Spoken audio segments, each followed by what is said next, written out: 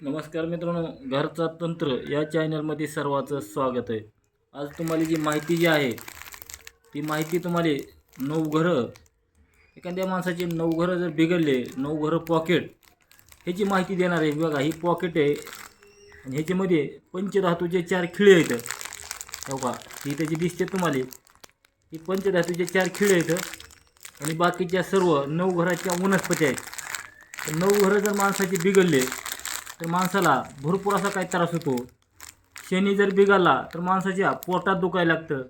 मंगळ दोष बिघडला काय तर त्वचारोग होतो. बुध बिघडला असे माणसाचे अनेक बिमाऱ्या तयार होतात.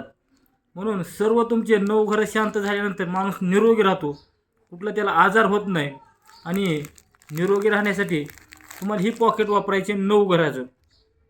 वापरायचं मित्रांनो ह्याच्यात असं आहे, फक्त ही पॉकेट तुम्हाला संध्याकाळी झोपताना उशिरा घ्यायचं आहे.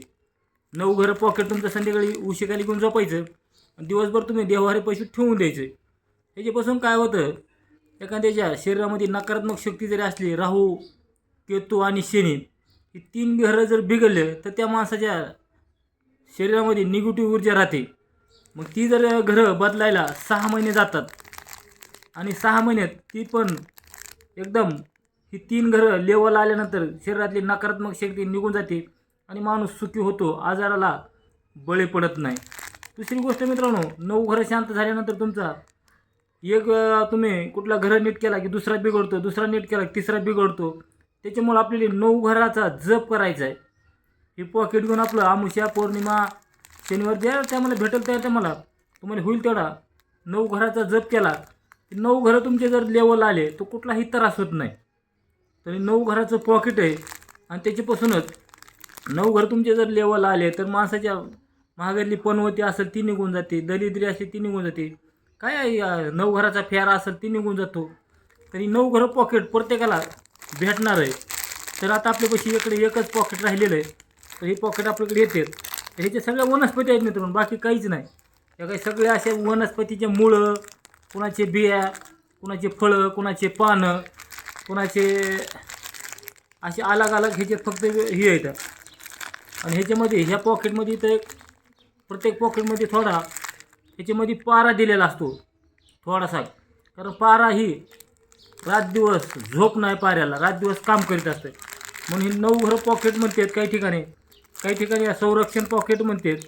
आणि दुसरी गोष्ट मित्रांनो, हे पॉकेटचं सांगायचं म्हणजे हे जे 4 खिळे दिलेले आहेत, ही 4 खिळे काय करायचे, 6 महिने झाल्यानंतर ही 4 खिळे 4 दिशेला आपल्या घराच्या बाजूनं मधून ठोकून घ्यायचे. म्हणजे त्याच्यामध्ये घरबंधन व्हायला मदत होते.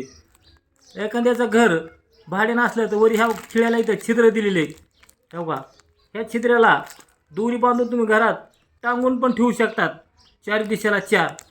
आणि त्याची घराला बंधन करायची एखाद्याशी शुक्रवारी 6 ते 7च्या ह्या टायमातच आपलं साधारण शुक्र घराचा जप करून घराला बंधन करून घ्यायचं. तर सगळी जी काही माणसाची ग्रहपीडा असते आणि आपला जीवन मृत्यू ही सर्व ग्रहावर असतो. आपला मृत्यू सध्या ही 9 घरामधूनच ग्रह आपल्याला मृत्यू घडवितात. आणि सगळ्या जीवनातलं आपलं केव्हा आजारी पडायचं आहे, केव्हा नीट राहायचं आहे, केव्हा ह्याला काय करायचं हे सगळं ग्रहाच्या आधारावर अवलंबून असतं. म्हणून तुमचे 9 घरं जर शांत राहिले, 9 घरं जर चांगले राहिले तर माणूस मरेपर्यंत सुख समाधानीनं जगायला मदत होते मित्रांनो.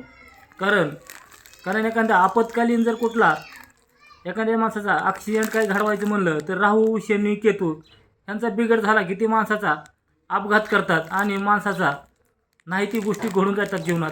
त्याच्यामुळे ही जर पॉकेट तुम्ही वापरलं तर ह्या अशा गोष्टीपासून आपल्याला संरक्षण करायला मदत होते असते.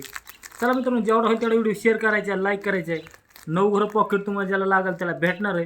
चला मित्रांनो, घरचा वैद्य मराठी चॅनल आणि घरचा तंत्र आपले 2 चॅनल आहेत. प्रत्येक चॅनलवर जाऊन तुम्हाला अलग अलग माहिती घ्यायची. ह्याच्यामध्ये मित्रांनो अंधश्रद्धा पेसवायचा काही विषय नसतो आपल्याकडं. जे आहे ते आपला सगळा खेळ वनस्पतीचा असतो. नमस्कार मित्रांनो, जय धन्वंतरी भगवान, जय महाराष्ट्र.